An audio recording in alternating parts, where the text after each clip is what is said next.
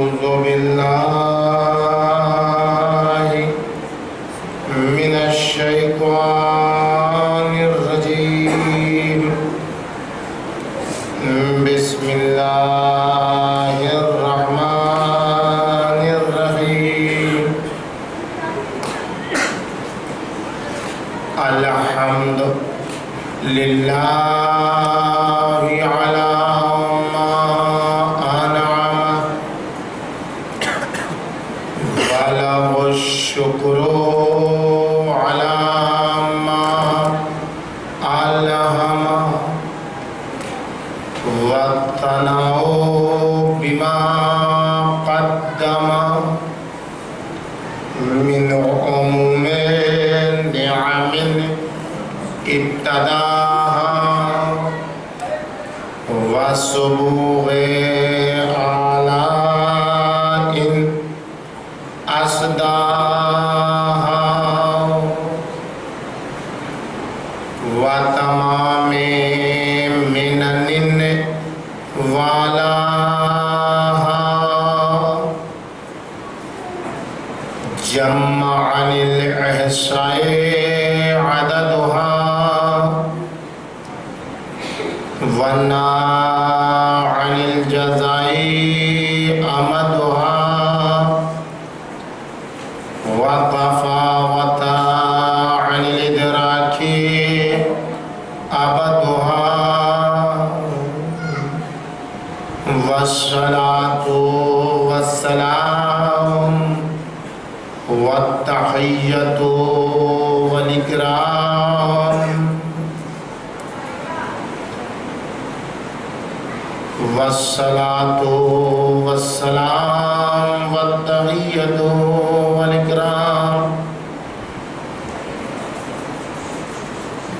على نبيه الممجد ورسوله المصطفى سيد الأنبياء وخاتم المرسلين سيدنا ونبينا وشفيع ذنوبنا وطبيب نفوسنا وحبيب قلوبنا مولانا سيدنا بالقاسم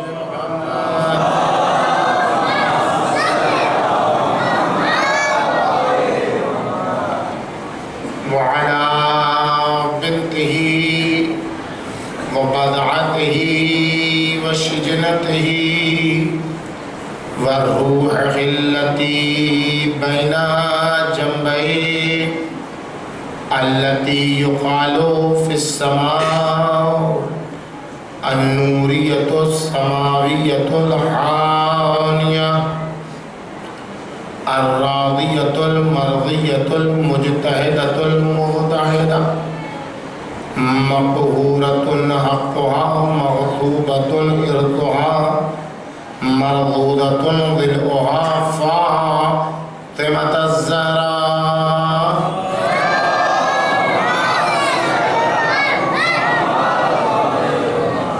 وعلى بعلها وبنيها والسر المستودع فيها لا سيما على بقية الله في الأرضين. سلام على آل ياسين. السلام عليك يا داعي الله ورباني آياته.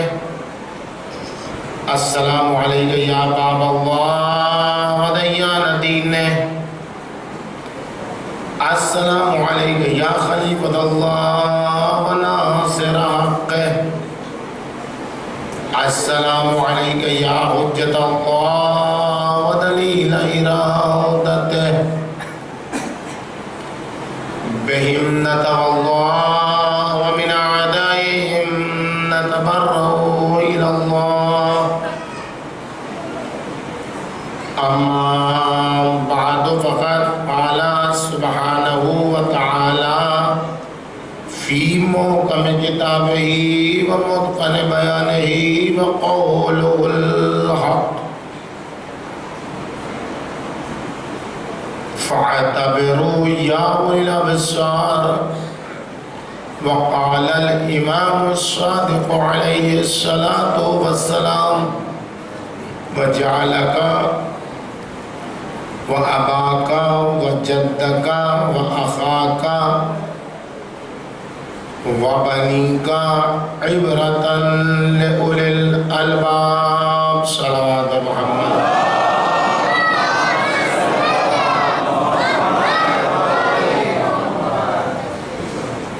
بزرگان محترم، عزیزان گرامی، عزاداران سرکار سید الشہداء علیہ السلام، شب جمعہ ہے، شب زیارت امام حسین علیہ السلام۔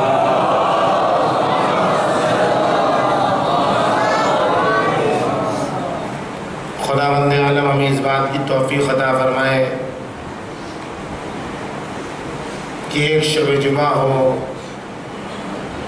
اور ہم سب مل جل کر حائر حسینی میں امام حسین علیہ السلام کی زیارت سے مشرف ہو انشاءاللہ۔ تبلیغ و ترسیل دین میں امام زین العابدین علیہ السلام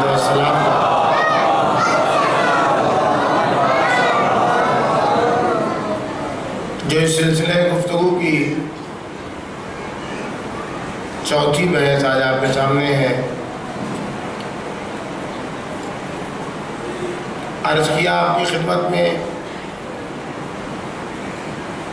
کہ ذات باری کا ارشاد گرامی ہے، صاحبان عقل و خرد سے خدائے متعال کا تقاضا ہے کہ عبرت حاصل کرو، اور زیارت مطلقہ میں امیر المومنین علیہ السلام نے فرمایا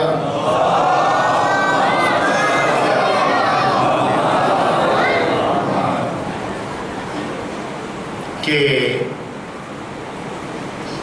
امام حسین علیہ السلام کی ذات عبرت ہے، امام زین العابدین علیہ السلام کی ذات عبرت ہے کہ کیسے ماحول اور کیسے زمانے میں ان لوگوں نے دین کی تبلیغ کی اور لوگوں تک دین کو پہنچایا، اور کیا کیا جائے کہ ایسے حالات رونما نہ تاکہ حق کا محاذ مظلومیت کا شکار نہ ہو۔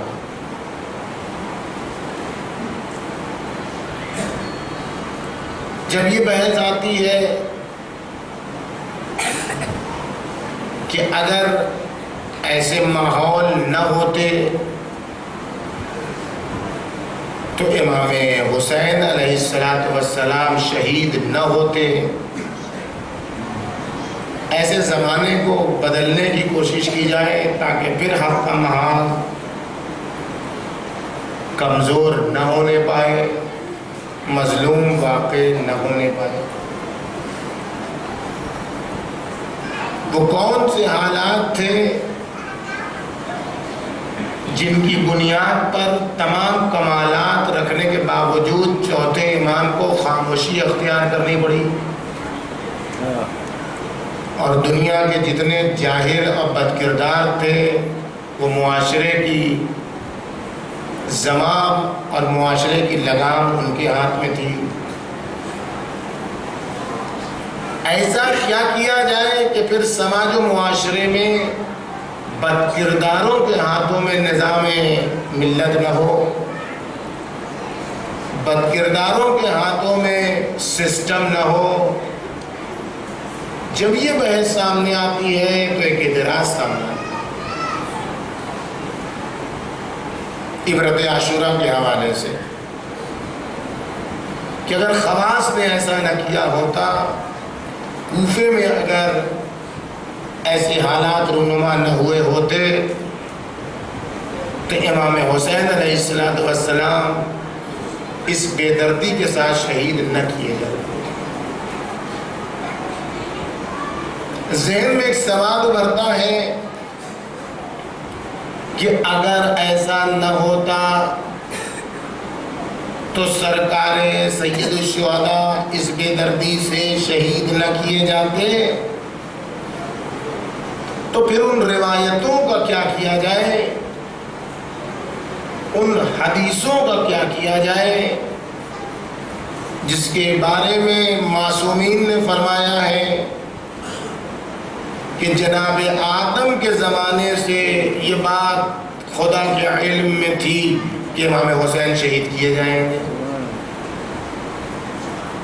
جناب آدم کو کربلا پہنچے، ٹھوکر لگی، خون بہا، سبب معلوم کیا، پنجتن کا واسطہ دیا، سب کا نام لے کر دعا کی، امام حسین کا نام لے کر دعا کی تو دل بیٹھنے لگا کہ کیا سبب ہے۔ خدا نے بیان کیا کہ کیا ہوگا، اور سلسلہ بڑھاتے جائیے پیغمبر اکرم تک، نوح، ابراہیم، موسیٰ، سب تمام انبیاء۔ مولا پیغمبر اکرم عید کا دن اور وہ رونا اور وہ کپڑے، سفید کپڑے کو سبز اور سرخ میں تبدیل کرنا، یہ ساری باتیں آپ کو معلوم ہیں۔ ام سلمہ کا یہ کہنا کہ خدا سے دعا کیجئے کہ یہ بات پلٹ جائے، نہ ہو، مولا حسین سے وعدہ طفلی، عہد و پیمان لینا، مولا کائنات کا کربلا سے گزرنا، یہ ساری باتیں جب ہیں تو پھر یہ کیسے کہا جا سکتا ہے کہ اگر ان لوگوں نے ایسا نہ کیا ہوتا تو کربلا رونما نہ ہوتی؟ یہ سوال ہے۔ یہ پھر عبرت عاشورہ تو بے معنی ہے۔ آپ حدیثوں کی بات کو بھی چھوڑ دیجیے، معصوم نے فرمایا ہے کہ عبرت ہے، لیکن ان روایتوں کو ایک جوان عبرت عاشورہ کو کھول کے پڑھتا ہے، اس کے ذہن میں سب سے پہلے یہ سوال ابھرتا ہے کہ یہ ان روایتوں کا پھر کیا ہوگا جب تاکید کے ساتھ معصومین کہہ رہے ہیں کہ یہ واقعہ ہونا ہے، یہ واقعہ ہونا، ان پیشن گوئیوں کا کیا ہوگا؟ یہ ادھر سوال کا جواب نہیں ہے۔ وہ ادھر جو دشمن کی طاقتیں ہیں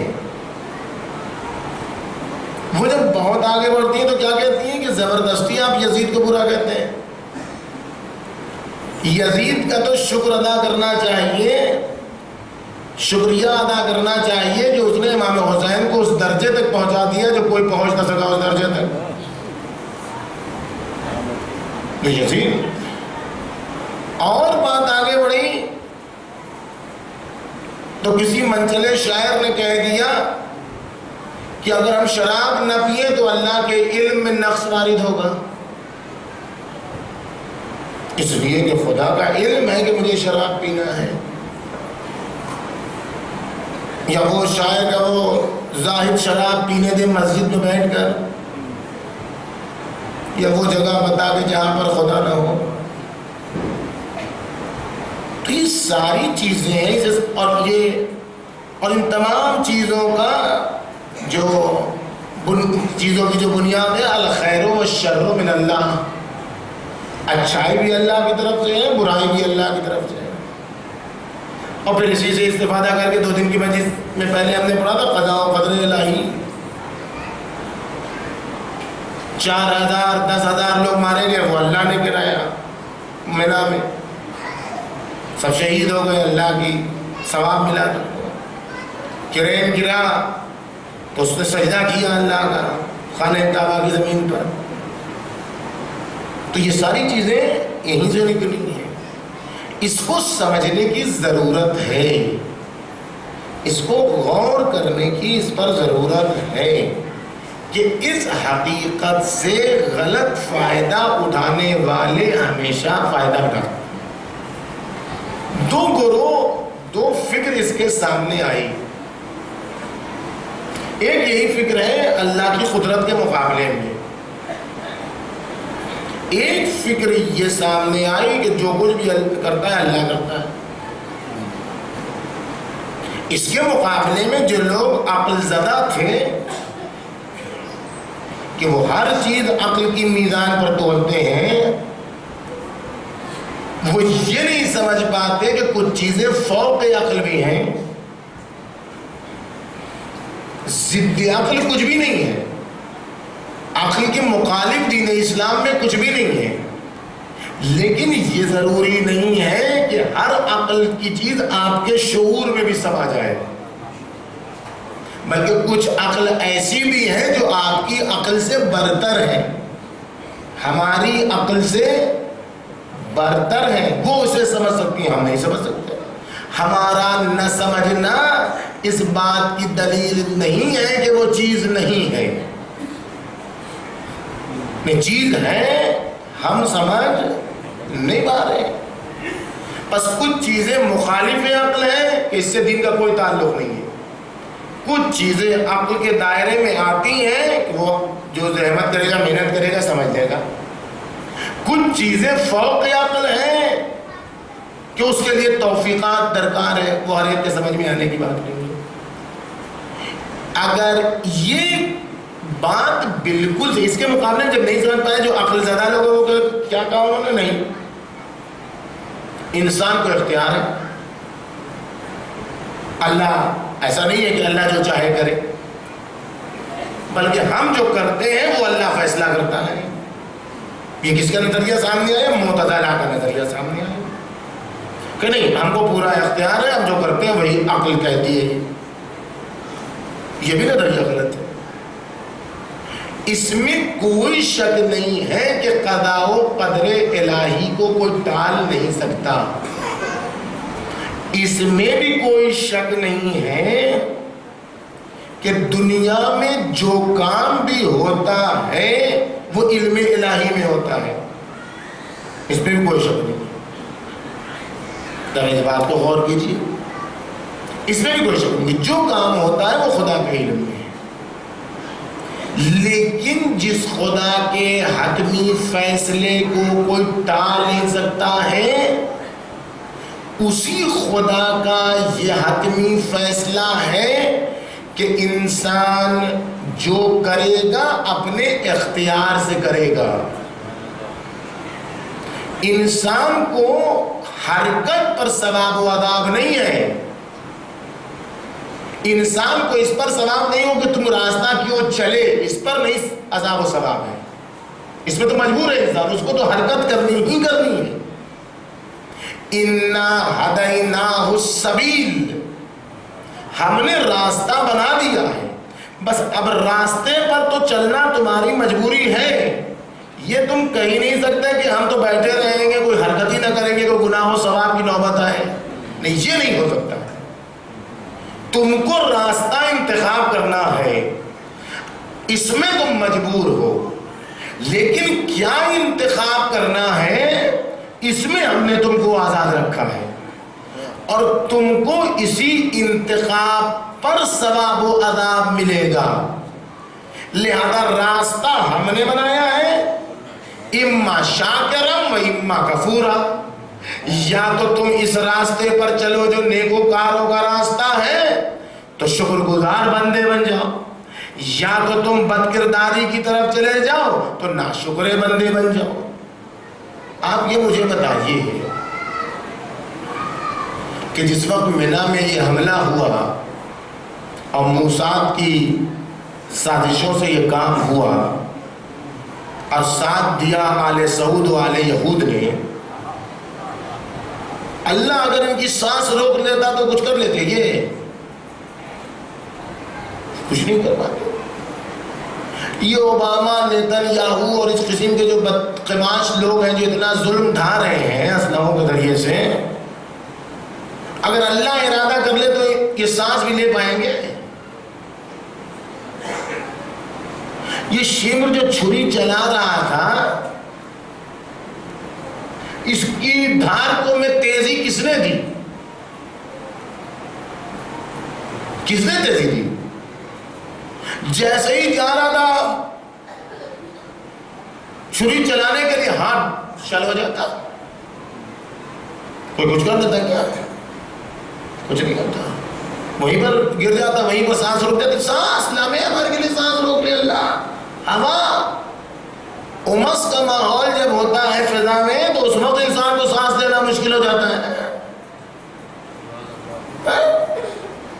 تو اللہ وقت لمحے بھر کے لیے کربلا میں سانس روک دیتا, ہوا روک دیتا ان لوگوں کی, سب کی ہوا نکل جاتی. تو تلوار میں دھار کس نے دیا؟ اللہ نے دیا. تو پھر عذاب کا آئے گا, تو پھر امام حسین کو ثواب کا آئے گا. انتخاب کا ثواب, انتخاب کا عذاب. قرآن پڑھیے, قرآن بتائے گا. جو دنیا چاہتا ہے, اسی دنیا میں مست رہنا چاہتا ہے, تو ہم اسے یہ دنیا دیں گے.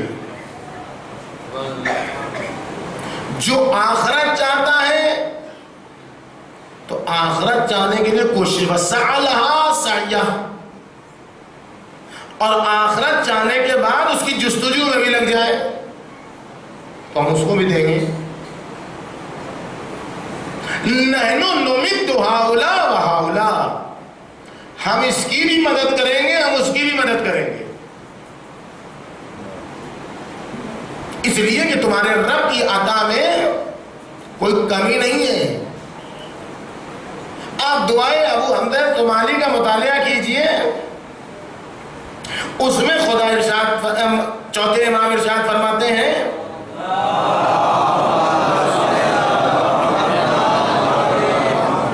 للذی احسن استغنا عن عونہ, اے میرے اللہ یہ جتنے نیک بندے اچھے کام کرتے ہیں یہ تیری مدد سے بے نیاز نہیں ہے. صلوات بھیجیے محمد والے محمد. ذرا آپ لوگ سمٹ آئیے, بہتر رہے گا, ادھر سے اشارہ ہو رہا ہے. ذرا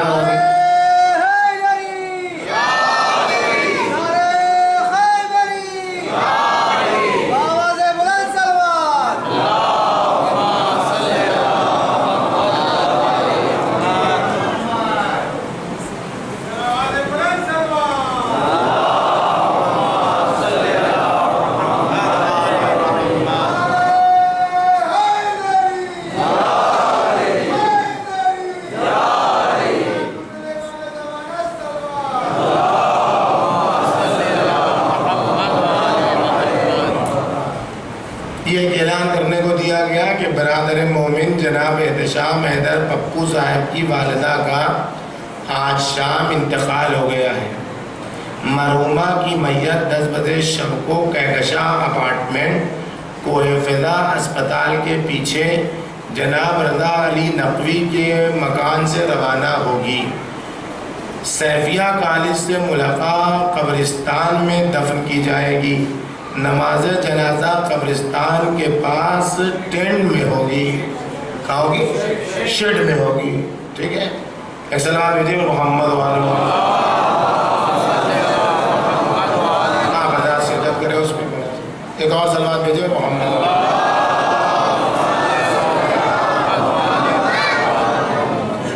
اگر ہم اس بات کو سمجھ لیں کہ یہ دنیا میدان امتحان ہے, اگر ہم یہ سمجھ لیں کہ ہم مسلسل ایگزام روم میں ہیں, تو پھر تمام مسائل حل ہو جائیں گے. تمام مسائل حل ہو جائیں گے. اگر ہم علمی دنیا میں تھوڑا سا قدم رکھیں تو ہمارے لیے تمام مشکلات حل ہو جائیں گے. اسکول میں 2 اسٹوڈنٹ داخل ہوتے ہیں. ایک پڑھانے والا بہترین دلسوز ہمدرد بچوں سے محبت کرنے والا باپ جیسی شفقت رکھنے والا استاد ہے. دونوں پڑھ رہے ہیں ایک استاد سے,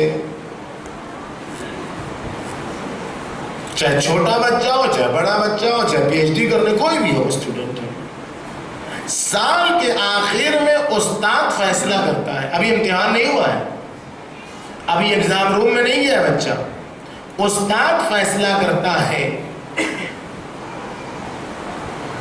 کہ یہ بچہ پاس ہو جائے گا اچھے نمبر سے، اور یہ بچہ اگر 50 نمبر بھی لے آئے تو بہت ہے۔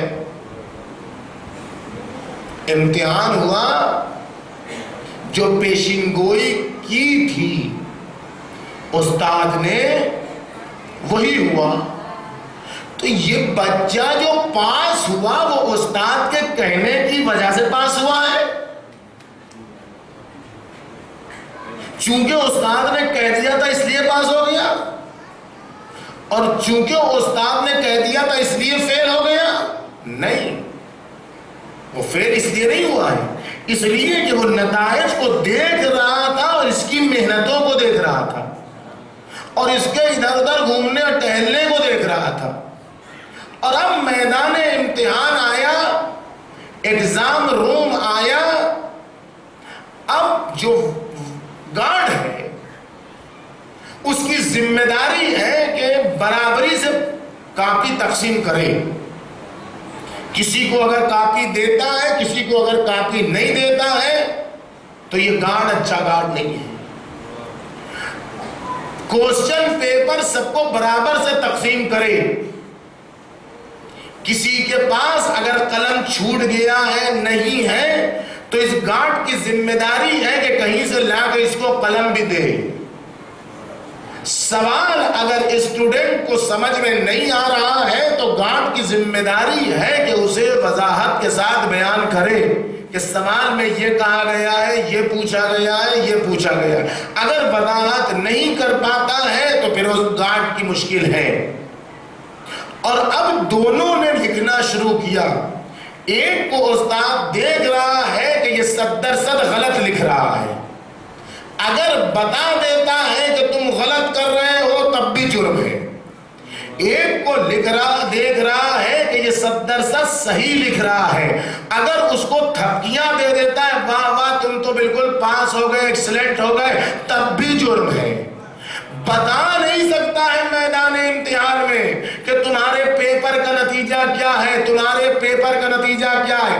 جتنی مدد لینی ہوگی استاد سے، ٹیچر سے، گارڈ سے، ذمہ داری ہے کہ گارڈ مدد کرتا رہے، قلم نہیں ہے تو قلم دے دے، کاغذ ختم ہو گیا ہے تو کاغذ دے دے، جو جو ضرورتیں ہیں لکھنے کی امتحان گاہ میں وہ ساری ضرورتوں کو گارڈ پورا کرے گا، اور اس کے بعد لکھتے وقت نہیں بتائے گا کہ یہ لکھو، کہ یہ لکھو، کہ وہ لکھو۔ یہ اگر بتائے گا تو چوری ہو جائے گی، یہ اگر بتائے گا تو جرم ہو جائے گا، اگر آ جائے گا فلائنگ گارڈ تو پکڑ کے لے جائے گا۔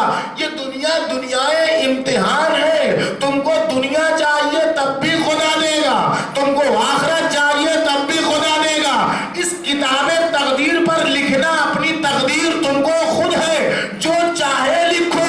حسین کو قتل کرنا چاہتے ہو، تلوار میں دھار بھی اللہ دے گا، راستے میں مدد بھی تمہاری اللہ کرے گا۔ حسین تم میدان میں آنا چاہتے ہو، تمہارا اللہ آخری امتحان بھی لے گا، پیاس سے بھی تمہارا امتحان، بھوک سے بھی تمہارا امتحان، فرشتے بھی مدد کو تیار ہیں، لیکن تمہارے امتحان کا تقاضا ہے کہ ان کی مدد نہ لینا۔ جن بھی امتحان کے لیے تیار ہے لیکن امتحان کا تقاضا ہے ان کی مدد نہ لینا، اسی کو تو امتحان کہتے ہیں۔ اس امتحان میں کچھ پاس ہو کے حسین جیسے پاک کردار نکلتے ہیں، کچھ یتیم جیسے بد کردار نکلتے ہیں۔ سلام محمد وعلی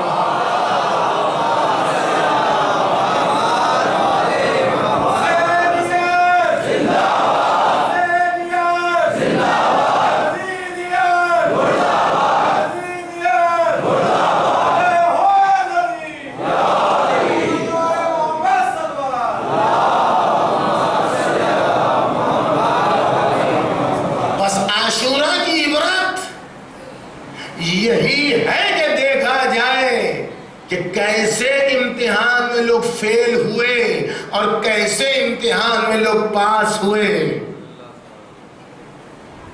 اور ہم فیل ہونے والوں سے عبرت حاصل کریں، پاس ہونے والوں سے درس حاصل کریں، ان راستوں پر چلیں جن راستوں پر چل کے بعض لوگ امام زمانہ کے سلام میں شامل ہو گئے، اور ان لوگوں کے راستے سے دور ہوں جو امام زمانہ کی لعنتوں میں شمار ہو گئے۔ دونوں راستے کربلا میں ہیں، حسینیت کا بھی راستہ ہے تو امام زمانہ اپنے ماں باپ کو قربان کریں گے، یزیدیت کا بھی راستہ ہے، ساری دنیا لعنت کرتی رہے گی۔ صلوات بھیجیے محمد۔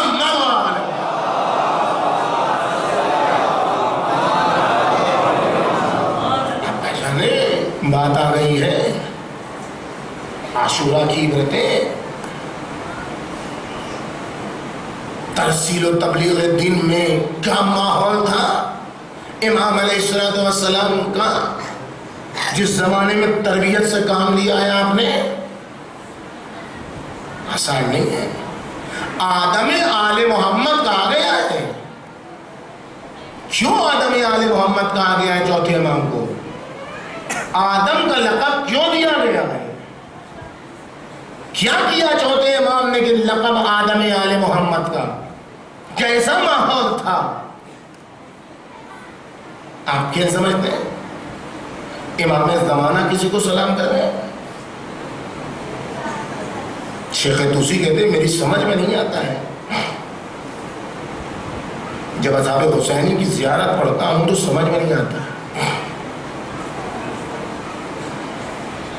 کہ کیا جملے استعمال کر دیے۔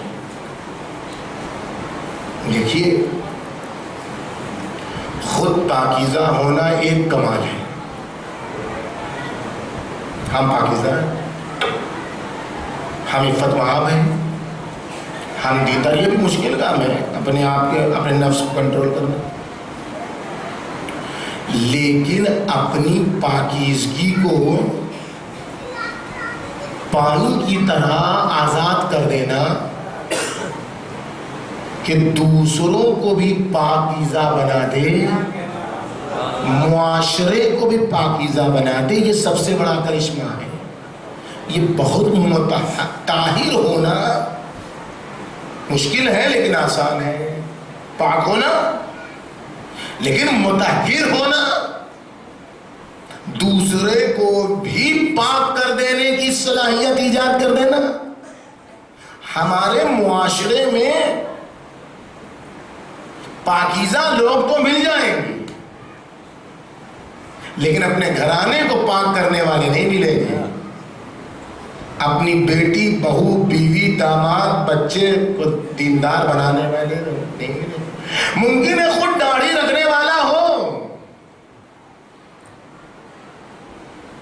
لیکن اپنے بچوں کو داڑھی رکھوانے والا نہ بن سکے، ممکن ہے۔ کل میں نے کہا تھا نا کہ معاشرے میں کہ عورت اگر دیندار بن جائے تو معاشرہ دیندار بن جائے گا، معاشرے کا مرد اگر غیرت دار بن جائے تو عورت پردے دار ہو جائے گی۔ یہ دنیا کے جتنے داڑھی منڈے ہیں نا، یہ سب داڑھی رکھنے لگے گے، یہ سب دو چار والی بات ہے، بالکل آج فارمولہ بتا دیتے، بس ذرا سا گھر کی خواتین چولہے کس دیں سب ٹھیک ہو جائیں گے، سب کا کہ کنجی جو ہے وہ گھر کی عورت کے ہاتھ میں، وہ بالکل سیٹ ہو جائے گی۔ لیکن یہاں مشکل یہی ہے کہ خاتون دیندار نہیں ہے نا، کچھ نہیں داڑھی نہیں رکھیے گا بھائی، یہ نہیں چلے گا، ہم نہیں پسند کرتے داڑھی۔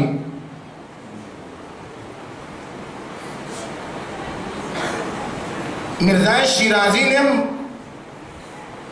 فتویٰ دیا آج سے 100 سال پہلے کہ تمباکو نوشی ایسے حرام ہے جیسے کوئی امام زمانہ سے جنگ کرے۔ قیامت آ گئی پورے عراق میں، پوری دنیا میں، قاجار بادشاہ کا زمانہ ہے، قاجاریہ کا زمانہ ہے،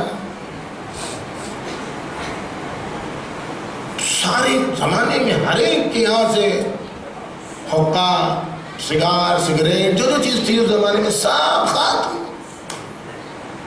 بس مرزا شیرازی کا حکم آ گیا، جتنے فقہا مخالف تھے وہ بھی خاموش.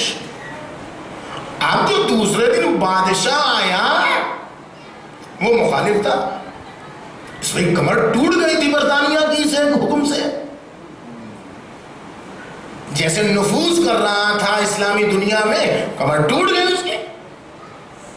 اب جو آیا وہ اپنے دربار میں تو دیکھا حقہ غائب. اب تو اس کے قید و غضب کی امتحان اور ایک اس فتوے کا اثر میرے دربار میں بھی ہو گیا.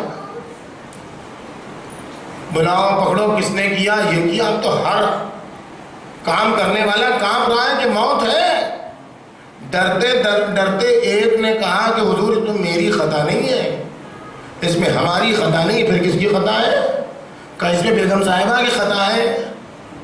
انہوں نے کہا کہ جلدی یہاں سے ہٹاؤ اس کو، پھینکو دور، یہ رہ نہیں سکتا ہے. ہم لوگ مجبور تھے. قبلاؤ کیسے کیا؟ حرم سرا سے بیگم صاحبہ کو بولے تم نے یہ جرأت کیسے کی میری اجازت کے بغیر؟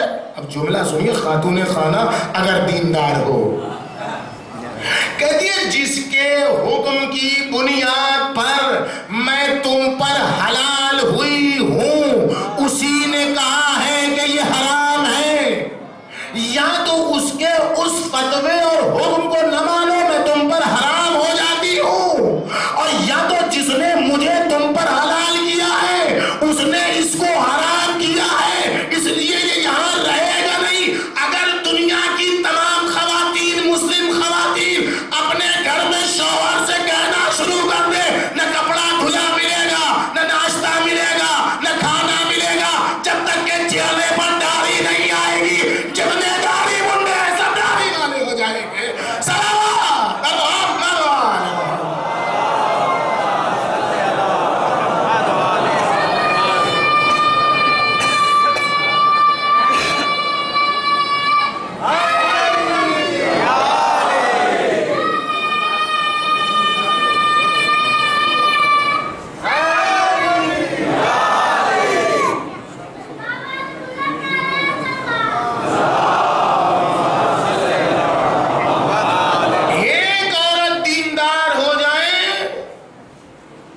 سارا سماج دیندار ہو جائے.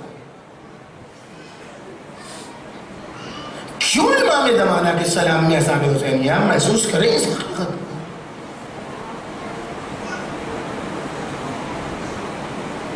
یہ کیوں مطہرات میں تبدیل ہو گئے؟ اس سب کو قرآن یہی چاہتا ہے. مرد مسلمان وہ نہیں ہے کہ جو خود نمازی ہو. نہیں، اسے تو یہ نہیں کہتا ہے قرآن کہ مسلمان وہ ہے جو خود نمازی ہو، خود روزے دار ہو، خود عبادت گزار ہو، خود عزادار ہو. خاتون مسلمہ وہ ہے جو خود پردے دار ہو. نہیں، یہ نہیں ہے. کنتم خیر امت اخرجت للناس، تم تو بنائے گئے ہو کائنات کے لیے. تامرون بالمعروف، مرد مسلمان وہ ہے جو خود بھی نمازی ہو 10 کو نمازی بناتا چلے، خود بھی روزے دار ہو 10 کو نہ روزے دار بناتا چلے، خود بھی عبادت گزار ہو 10 کو عبادت گزار بناتا چلے، خود بھی عزادار ہو 10 کو عزادار بناتا چلے. خود بھی مجلس میں آئے تو وہاں کے امام باڑے میں بیٹھے، 10 جو باہر بیٹھے ہوئے ہیں انہیں میں بھی امبارے میں لیتا ہوا ہے. بھیا آئے ہو تو اپنی زندگی برباد کیوں کر رہے ہو؟ آؤ فرش ادا کو بیٹھو جہاں سیدہ مرضیہ بیٹھی ہے.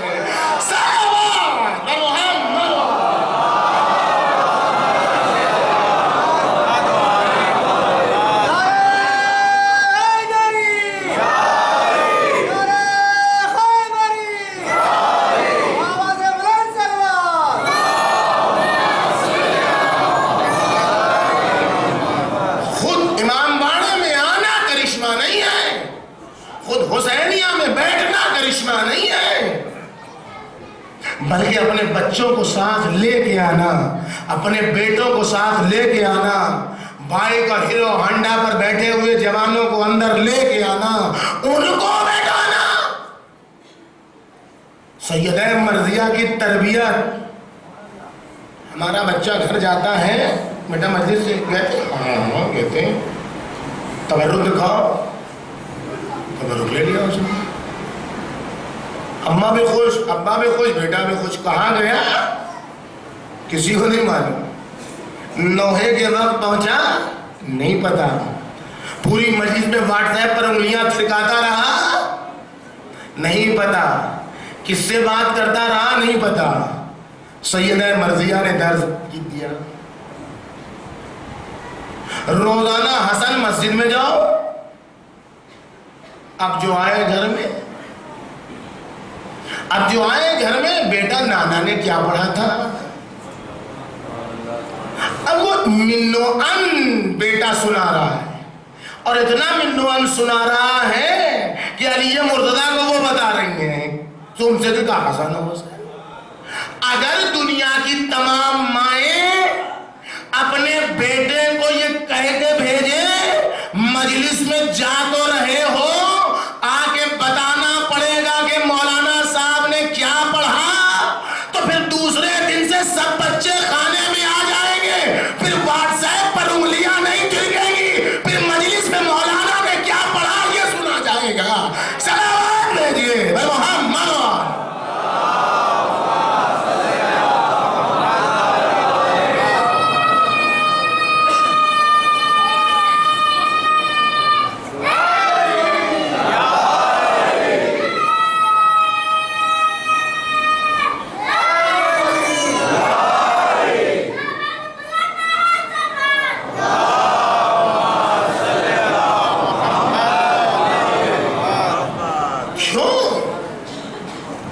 جو دوسروں کو اچھا بنانے کی صلاحیت رکھتا ہو وہ کربلائی ہے، وہ حسینی ہے، جس کا شمار مطہرات میں ہو جائے، خود بھی پاکیزہ، دوسروں کیسے بنتا ہے، یہ کیسے بنتا ہے انسان، اس کا کوئی راستہ ہے؟ راستہ ہے، اس کا واحد راستہ ہے عبرت عاشورہ۔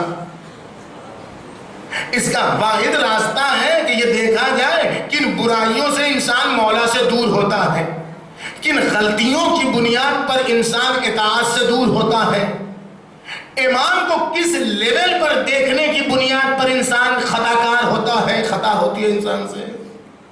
آپ دیکھیں میرے سوال کا جواب دیں۔ امام حسین کو بہت سارے لوگوں نے روکا، ہر ایک روکنے والے کو امام نے الگ الگ جواب دیا ہے۔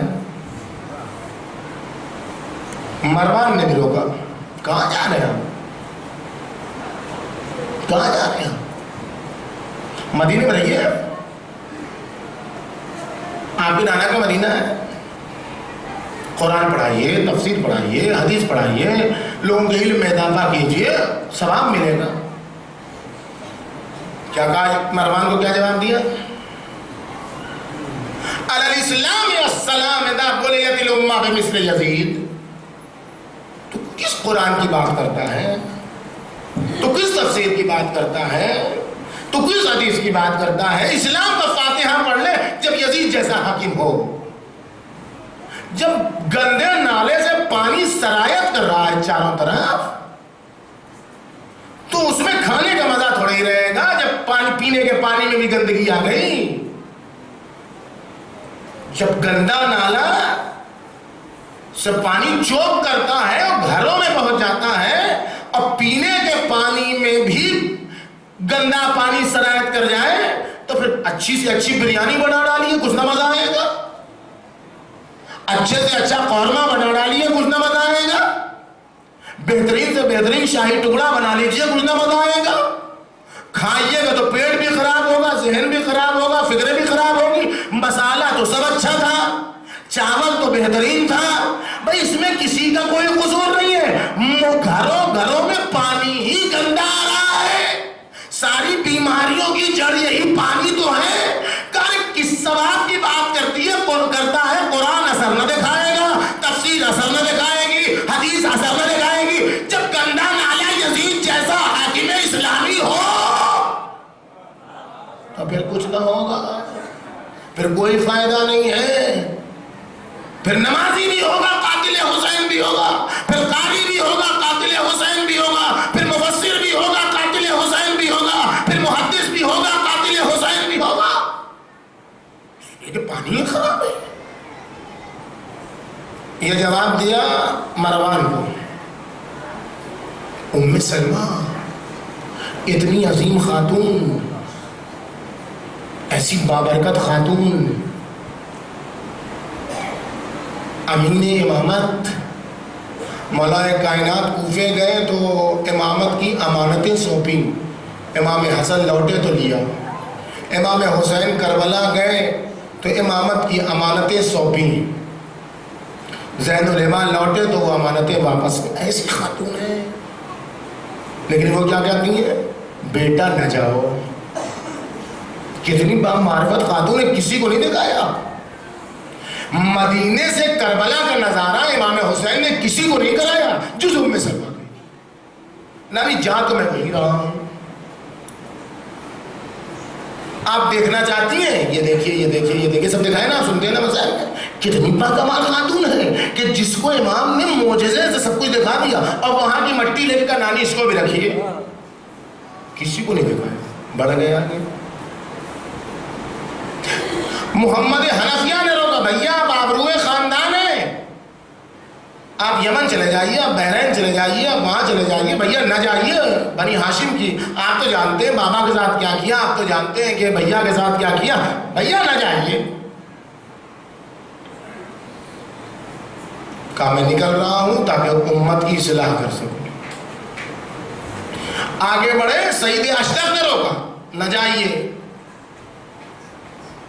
آگے بڑھے. عبداللہ ابن زبیر نے، دیکھیں جواب دیکھیے امام کا، اور اس سے سوال کی مینٹلیٹی سمجھیے، سوال کرنے والے کی.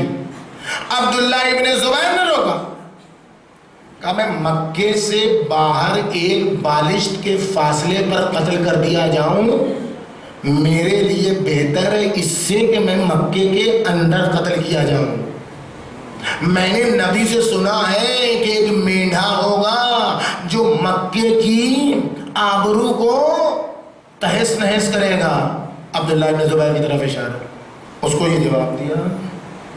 ابن عباس حبر الامہ، اتنی عظیم شخصیت ہے جن کے لیے کہا جاتا ہے کہ باریک پردے سے پردے کے اس طرف سبھی حقیقتوں کو دیکھ لیتے ہیں ابن عباس. انہوں نے کہا نہ جائیے آقا، آپ آبرو ہیں، آپ صحابی رسول ہیں. کیا کہا ان سے؟ ان اللہ شاء یرانی قتیلا، اللہ مجھے چاہتا ہے قتل ہوتا ہو. وہی والا جملہ ہے نا جو ابتدائی تقریر میں نے کہا، اللہ چاہتا ہے. اچھا جا رہے ہیں تو سیلانیوں کو نہ لے جائیے. ان اللہ شاء یراہن سبایا، اللہ چاہتا ہے ان کو اسیر دیکھیے. اللہ چاہ رہا تھا کہ جناب زینب اسیر ہو، لیکن ابھی شعور کہاں بالیدہ تھا کہ وہ سمجھ پاتے کہ زینب کربلا کی ضرورت کا نام ہے. یہ تو کوفے میں پتا چلا، یہ تو شام میں پتا چلا کہ زینب نہ ہوتی تو کربلا کے گلاب کا عطر نچوڑ کے کوئی کائنات کے مشام میں عطر کربلا نہ پہنچا سکتا. آپ دیکھیں ملعون مروان نے بھی روکا اپنی دسیسہ کاریوں اور بدکرداریوں کی بنیاد پر. محترم ام سلمہ نے بھی روکا اتنی عظیم المرتبت ہونے کے باوجود. محمد حنفیہ نے بھی روکا اتنے قدآور شخصیت ہونے کے باوجود، اتنے عظیم المرتبت ہونے کے باوجود. عبداللہ ابن زبیر نے بھی روکا اپنی سیاست دانیوں کی بنیاد پر.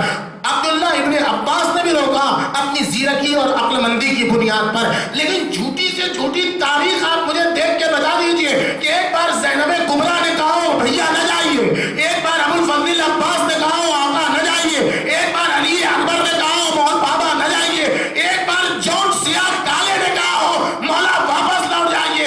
یہ سارے کیوں کہہ رہے ہیں اور انہوں نے کیوں نہیں کہا؟ یہ جتنے کہہ رہے تھے یا حسین کو بھائی سمجھ رہے تھے، یا بیٹا سمجھ رہے تھے، یا نواسہ رسول سمجھ رہے تھے، یا صحابی رسول سمجھ رہے تھے، لیکن یہ جتنے کربلا میں جا رہے تھے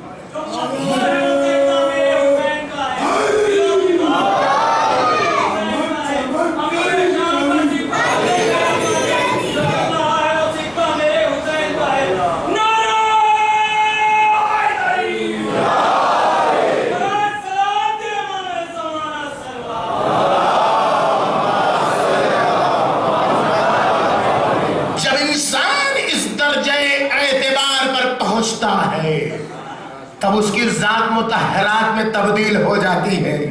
جب اطاعت کے اس اوج ثریا پر پہنچتا ہے انسان کہ اپنے لیول سے اونچا سمجھتا ہے امام کو، یہ ساری معتبر شخصیتیں ہیں، بڑی عظیم شخصیتیں ہیں، لیکن ان میں سے کسی کے نام امام زمان کا سلام نہیں ہے، لیکن جب اصحاب حسینی کے نام پر امام زمان آمد کرتے بے ابی انتم و امی، اے اصحاب حسینی، اے اصحاب حسینی، میرے ماں باپ تم پر قربان ہو، تم بھی پاکیزہ ہو گئے، وَتَابَتِ الْأَرْضُ الَّتِي أَنْتُمْ فِيهَا طُبِنْتُمْ، اور وہ زمین بھی پاکیزہ ہو گئی جس میں تم دفن ہو گئے۔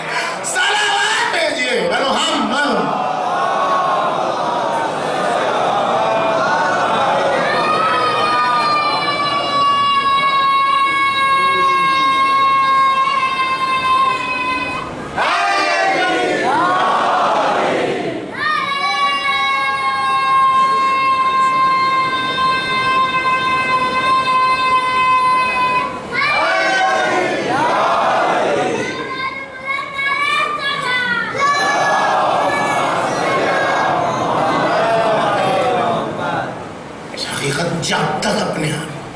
جب تک اپنے دل کی بات مولا پر تھوپی جائے گی اس وقت تک اطاعت نہیں ہو سکتی۔ جب تک یہ کہا جائے گا میرا دل چاہتا ہے، میرا خیال کہتا ہے، میں کہتا ہوں، بھئی یہیں سے انسان ٹوٹ جائے گا۔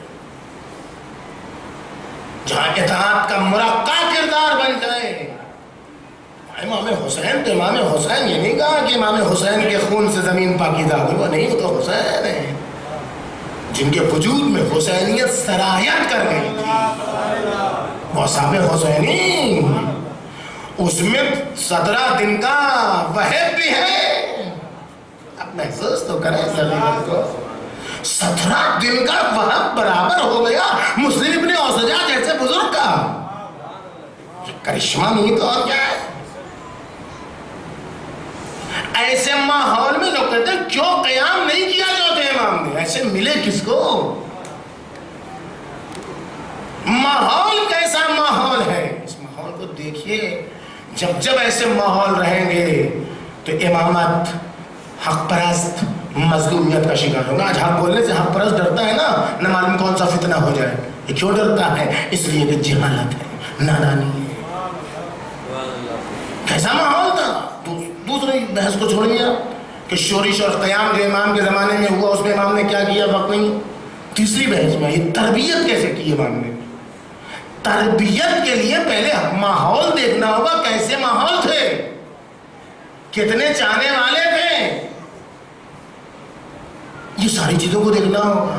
اب آپ دیکھیے ماحول، پھر بتائیے کہ کس صبر آزما ماحول میں کس خاموشی کے ساتھ امام نے تربیت کی ہے۔ راوی بیان کرتا ہے تاریخ ادب عربی میں، شوقی زیف کا بیان ہے، مکہ اور مدینہ، دیکھیے بحث مکہ اور مدینہ کی ہے، شام میں کیا ہوگا آپ خود سمجھ لیجئے۔ مکہ اور مدینہ تو رسول کی زحمتوں کا شہر ہے نا، اب شام تو امیر شام کے ہاتھ میں تھا، تاریخیوں کا شہر تھا، وہ تو شام تھا۔ وہ تو کہتا ہے مکہ اور مدینہ جیسے دو شہروں کو رقاصاؤں، ڈانسر لیڈیز کے لیے مخصوص کر دیا گیا تھا۔ عبرت حاصل کرنا ہے، اپنے اوپر تطبیق کیجئے گا تب اس کا لطف آئے گا۔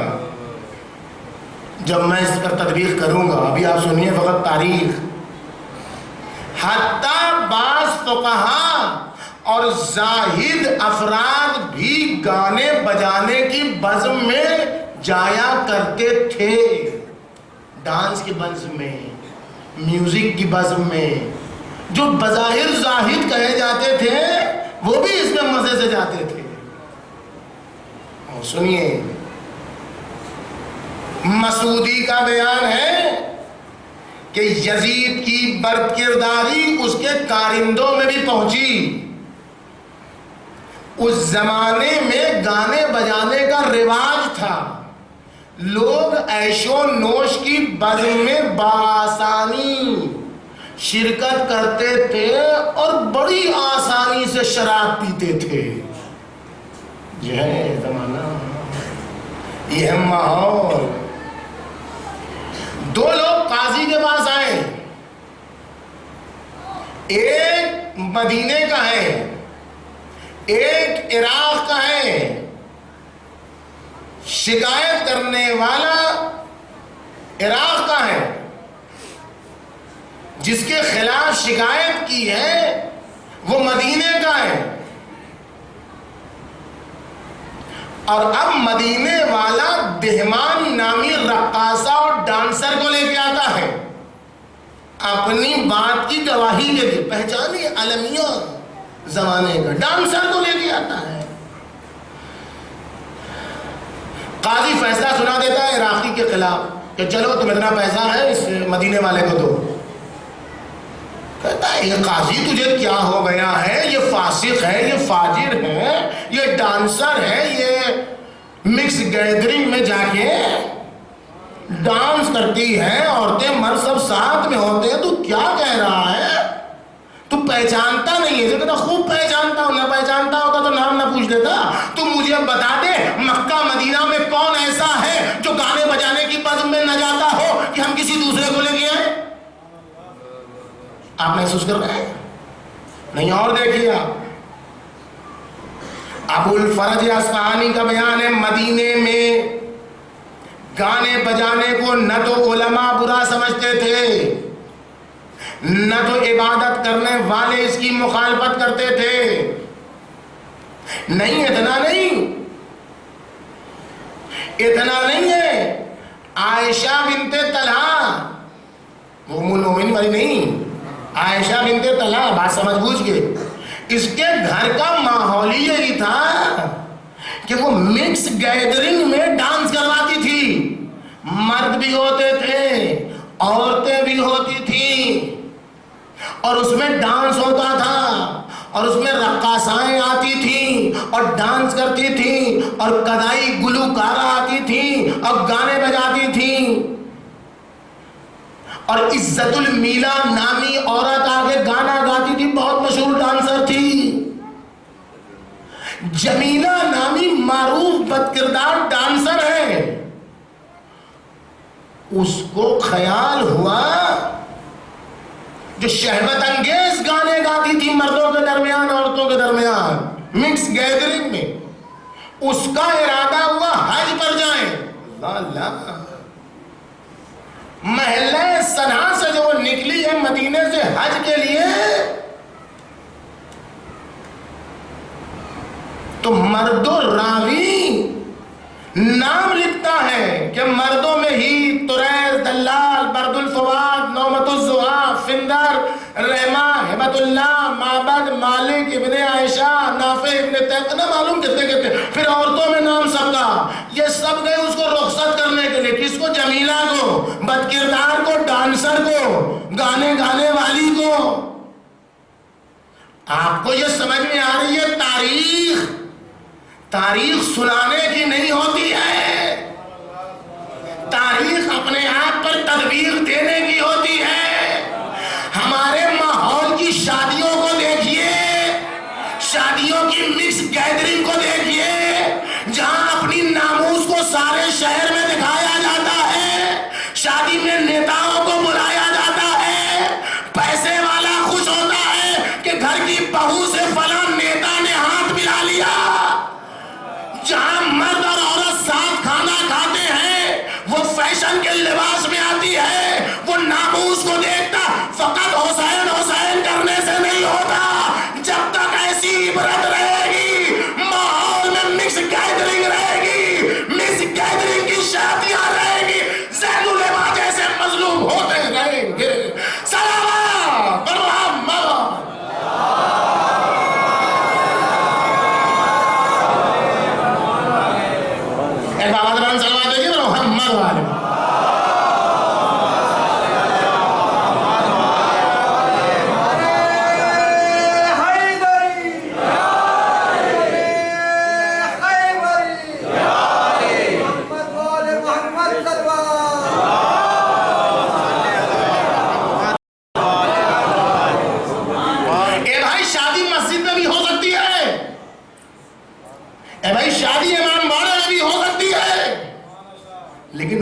شادی ہو جو حسینی شادی ہو. اگر دیکھیے ایسے لوگوں کو دین بہت یاد آتا ہے. ایسے لوگوں کو مجلس میں آ جائے وہ دل مومن کا اپنے گھر میں جگہ نہیں ہے تو مجلس میں آ گیا تبرک لے کے. ایک جو بانی مجلس ہے اس نے بھی مجلس کی. ایک بیچارہ اس کو گھر نہیں گھر ہے, چھوٹا سا گھر ہے, اس نے نیت کر لی اس مجلس میں ہم بھی شرکت کریں گے. وہ الگ سے اپنا بھی تبرک لے کے آ گیا. اس کو اور دل آیا, اس نے کھانے کا اعلان کر دی. 4 تبرک بڑھ گئے ایک دن مجلس میں. ارے اتنے تبرک بڑھنے کی کیا ضرورت ہے؟ کچھ اصلاح ملت کی بھی فکر کیجئے. کتنی لڑکیاں غیر شادی شدہ ہیں, اگر ان پیسوں کو اکٹھا کر لیا جائے تو کتنی غیر شادی شدہ غریب لڑکیوں کی شادی ہو جائے. ارے کچھ بچوں کو دیکھیے جو پڑھنے کے لیے جن کے پاس پیسے نہیں ہیں, ارے یہ پیسہ اگر کاٹ لیا جائے تو ذرا سا یہ غریب بچے پڑھ لیں گے, یہ اچھے ہو جائیں گے. ساری فکر تبرک پر, ساری فکر. اچھا یہ باتیں بری ہیں کیا؟ غلط بات کہہ رہا ہے کہنے والا, بالکل 100% صحیح کہہ رہا ہے. اتنی سی بھی اس میں غلطی نہیں ہے. لیکن ایک آدمی وضو کر رہا تھا تو وضو کرنے میں ہاتھ دھونے کی ایک دعا ہے, کلی کرتے وقت کی ایک دعا ہے, ناک میں پانی ڈالنے کے وقت دعا ہے, چہرہ دھونے کی دعا ہے. وہ سب ساری دعا چھوڑ کے ٹوائلٹ میں جانے کی دعا پڑھ رہا تھا. دعا تھی بھائی, دعا ہے. تو ایک نے کہا بھیا دعا تو تم پڑھ رہے ہو لیکن سوراخ دعا تم نے گم کر دیا ہے. یہ دعا جو تم پڑھ رہے ہو یہ ٹوائلٹ کی دعا ہے, یہ وضو کی دعا نہیں ہے. ہر دعا کا اپنا اپنا مقام ہے, ہر دعا کی اپنی اپنی جگہ. یہ بات جو یہ کہہ رہا ہے اصلاح ملت کی, یہ بات 100% صحیح ہے, اس میں کوئی خطا نہیں ہے. لیکن تبلیغ کے سراغ اور اصلاح ملت کے سراغ کو گم کر دیا. عزاداری میں سے کاٹ کے یہ سب کرنے کی ضرورت نہیں ہے. بیٹے کی شادی میں 2 لاکھ کا جو ہال خریدتے ہو اس سے کم کر لو. 50,000 کا جو صحرا خریدتے ہو اس کو کم کر لو. سگریٹ, بیڑی, پان پراگ, تمباکو نوشی, ادھر ادھر کی چیزوں میں جو پیسہ برباد کرتے ہو اس کو کنٹرول کر لو. معاشرہ بھی سدھر جائے گا, سماج بھی سدھر جائے گا. صلوات بھیجیے محمد.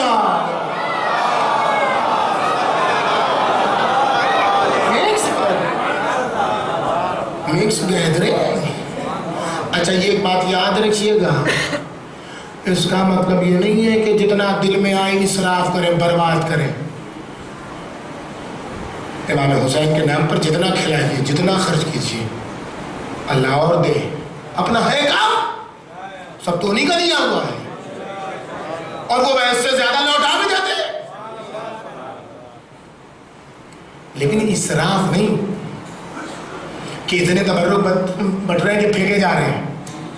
یہاں تو نہ ہو شاید لکھنؤ وغیرہ میں تو اتنی زیادہ شرمالیں ہو جاتی ہیں کہ وہ گائے کو کھلائی جاتی ہیں, وہ سڑک پر پھینکی ہوئی دکھائی دیتی ہیں, تبرک نالوں میں دکھائی دیں گے. جس دن سے حاضری مجلس کا, حاضری تبرک کا چلن ہو جائے, مجلس میں 100 لوگ آتے ہیں, حصہ کتنا بڑا ہوتا ہے؟ 1,500. کیوں 1,500 بھائی؟ اس لیے ہم بھی جائیں گے تو ہم کو بھی پورے گھر کا ملے گا. ایک آدمی آیا 10 آدمی کا حصہ, کاہے کے لیے بھائی؟ جس دن سے حاضری مجلس میں حاضری تبرک کا چلن ہو جائے اس دن سے مجلسوں میں بھیڑ بھی زیادہ ہوگی, لوگوں میں تبلیغ بھی ہوگی, دین بھی پھیلے گا, شریعت بھی پھیلے گی, کردار بھی بدلے گا, سب کچھ. مولا حسین اپنے نام پر اسراف نہیں پسند کرتے, بربادی نہیں پسند کرتے, بلکہ وہ چاہتے ہیں حسین کے نام کا تبرک بنانے رزق کے لیے شفا یاب ہو. صلوات بھیجیے.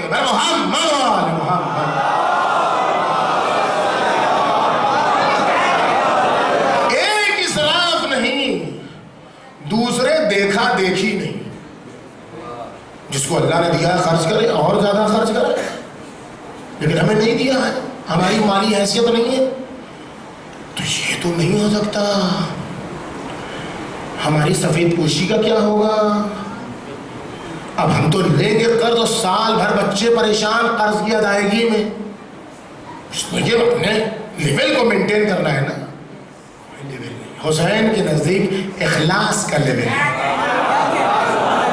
خلوص کا لیول، کچھ نہیں ہے پانی پر ہم حسین کے نام پر بلند، کوئی نہیں آئے گا، زہرائے مرضیہ ضرور آئیں گی، ببو آ گئی تو مجلس ہو گئی۔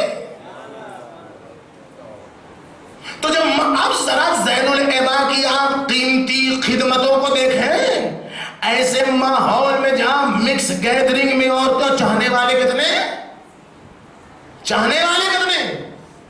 چوتھے امام فرماتے چاہنے والے ہمارے 20 بھی نہیں ہیں۔ چھٹے امام فرماتے چوتھے امام کے زمانے میں 3 سے زیادہ اہل بیت کے چاہنے والے نہیں تھے۔ ابو خالد کابلی، ابو حمزہ سمالی،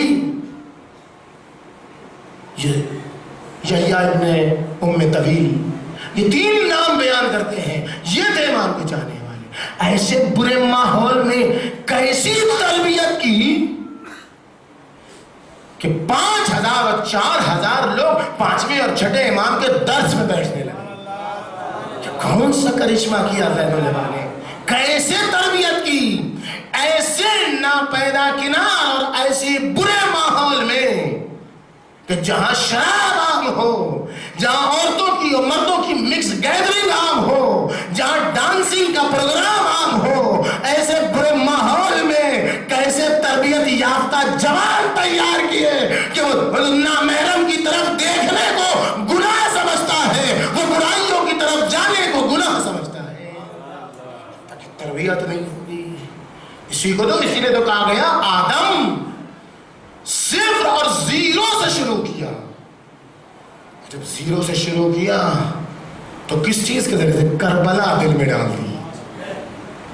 جس کے دل میں کربلا پہنچ جائے گی وہ برائیوں سے نفرت کرنے لگے گا، جس کے دل میں کربلا اتر جائے گی وہ برائیوں سے نفرت کرنے لگے گا۔ کیسے رو؟ آنسو میں یہ اثر ہے، آنسو میں یہ اثر۔ آنسو کی اتنی تعریف کیوں ہے؟ ہم بھی گناہ گار، اپنے اعتراف کا سب سے زیادہ گناہ کم معاف ہوتے ہیں جب انسان گناہوں کا اعتراف کر لے۔ اے میرے اللہ ہم خطا کار ہیں، شب جمعہ ہے تیری بارگاہ میں آئے ہیں، شب زیارت حسین ابن علی ہے تیری بارگاہ میں آئے ہیں۔ اے میرے اللہ اپنے گناہوں کا اعتراف لے کے آئے ہیں، اپنی برائیوں کا، اپنی نجس آنکھوں کا اعتراف، اپنے نجس کانوں کا اعتراف، اپنی نجس زبانوں کا اعتراف۔ بس اس امید پر آئے ہیں میرے مالک تیرے حسین کے در پر کہ یہاں جو آتا ہے خالی ہاتھ نہیں جاتا۔ اے میرے اللہ ہم نے گناہ کیا ہے، ہم نے خطائیں کی ہیں، ہم نے برائیاں کی ہیں، لیکن ہمارا گناہ حر سے زیادہ نہیں ہے۔ اے حر کے گناہوں کو معاف کرنے والے حسین ابن علی، تیری بارگاہ میں ہم حاضر ہیں شب جمعہ، جہاں انبیاء آتے ہیں اجازت لے کر۔ شب جمعہ کیسی رات ہے، خوش نصیب اس کا جو کربلا میں ہو شب جمعہ۔ ہم مظلوم، ہم بدنصیب، ہم محروم کیا کریں؟ ہم تو کربلا نہیں جا سکے، حالات نے ساتھ نہیں دیا، پیسہ نہیں ہے، شیخ جعفر شستری نے سہارا دیا۔ کہا حسین کی 4 قبریں ہیں، حسین کی 4 قبریں۔ کہا حسین کی پہلی قبر کربلا میں ہے، جہاں زہرا کا لال پیاسا ٹکڑے ٹکڑے دفنے ہیں، جس کی اپنے خاص ادب ہے، حرم میں جاؤ تو ننگے پیر جاؤ، کیسے جاؤ سارے آداب ہیں۔ کا حسین کی دوسری قبر عرش پر ہے. جو فرشتوں کو آنے کی اجازت نہیں ملتی ان کے لیے اللہ نے حسین کی قبر کی شبیہ بنا دی. من زار الحسین بکربلا کمن زار اللہ فی عرش. گویا اللہ کی زیارت کی عرش کا. حسین کی تیسری قبر ہر عزادار کا دل ہے جس میں حسین محفوظ ہے. بھئی اتنا فرق ہے کہ کربلا میں سونے والے حسین پیاسے ہیں, دل میں جو حسین کی قبر ہے ان کو آنسوؤں کا نذرانہ ہے. اور کہا چوتھی قبر حسین کی وہ ادا خانہ ہے جہاں حسین کی مجلس ہوتی ہے, جہاں فرشتے آتے ہیں تو دوسرے فرشتے پوچھتے ہیں ارے کیا کربلا سے آئے ہو؟ نہیں نہیں, ہم تو حسین کی مجلس سے آئے.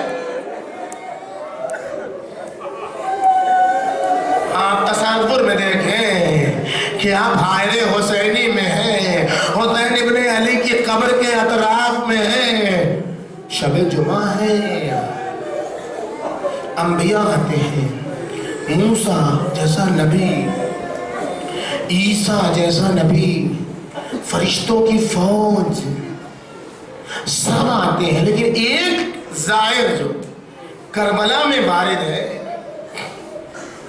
اس کی آنے کا انداز عجب ہے. ایک زائر ہے, وہ زائر نہیں زائرہ ہے, زیارت کرنے والی. سب آتے ہیں لیکن وہ زیارت کرنے والی خاتون جب آتی ہے کیسے رو, کیسے رو, شب جمعہ ہے, کیسے آنسو بہاؤ. وہ خاتون جب آتی ہے تو ایسے نہیں آتی. ہزار انبیاء, ہزار ملائکہ, ہزار صدیقین, ہزار شہداء, ہزار اولیاء کی جلوں میں آتی ہے. اور اب وہ جو بی بی آتی ہے کربلا میں کون ہے آپ کو معلوم ہے؟ یہ زیارت کرنے والی خاتون کون ہے آپ کو معلوم ہے؟ یہ اور کوئی نہیں ہے, یہ حسین کی دغیاری ماں فاطمہ.